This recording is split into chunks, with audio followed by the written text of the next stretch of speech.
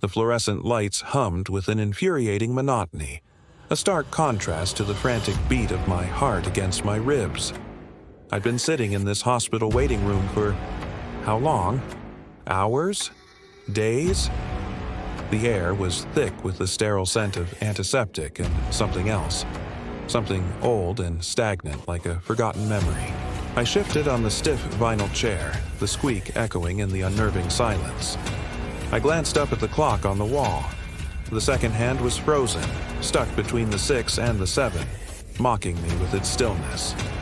My gaze drifted to the receptionist, a woman with a severe bun and a vacant stare. Her fingers were poised over a keyboard, but they hadn't moved since I arrived. She didn't even seem to blink.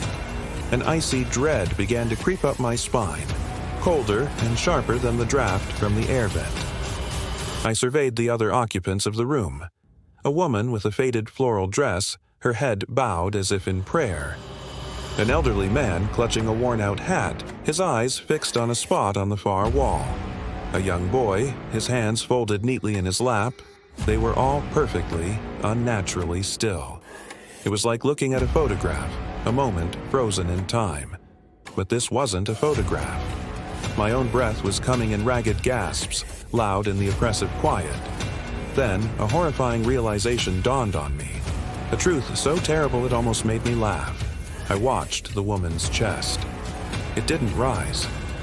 I looked at the old man. No subtle flutter of his nostrils. The boy. Nothing. None of them were breathing. My own lungs seized up and panic began to claw at my throat. This wasn't a waiting room. This was a tomb. I was trapped here with mannequins, with the dead. I had to get out. I pushed myself up, my legs trembling, ready to bolt for the door. But just as I stood, a single, deliberate movement broke the spell. The receptionist's head swiveled towards me, the motion slow and creaky like a rusty hinge. Her vacant eyes, once staring into nothingness, were now locked onto mine.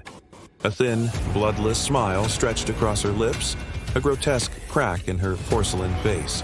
Her voice, when it came, was a dry, raspy whisper that seemed to echo from the very walls around me. "We've been waiting for you.